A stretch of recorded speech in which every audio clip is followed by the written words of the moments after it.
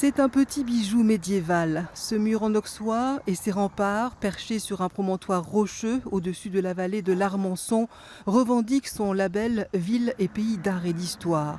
La municipalité s'attache à entretenir et valoriser sa richesse patrimoniale.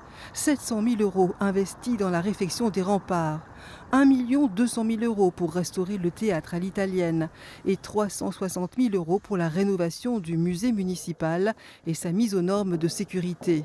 Des travaux qui étaient devenus urgents en 2016 sous peine de fermeture définitive. Les travaux ont duré 1 an et demi. On ne pensait pas qu'ils duraient aussi longtemps, mais au fur et à mesure qu'on déplaçait les œuvres, on s'est aperçu quand même qu'il y avait des travaux de rénovation à faire, notamment sur les murs, sur le parquet qui a été entièrement refait et vitrifié. Et ce sont des travaux qui n'étaient pas forcément prévus, qui ont rallongé un petit peu ce délai. Des portes coupe-feu, des détecteurs de fumée, une sortie de secours, des caméras de vidéosurveillance équipent ce musée créé en 1834 mais qui a désormais pris un sérieux coup de jeune avec une nouvelle scénographie et un éclairage sur mesure.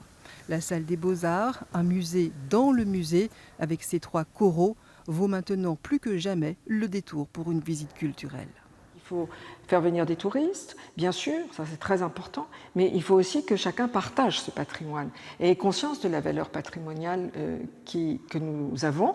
Il y a tout un travail qui se fait avec les écoles et que nous voulons développer encore plus, de façon à ce que tous les enfants de la commune et des villes environnantes viennent ici pour qu'ils soient ambassadeurs aussi de ce territoire.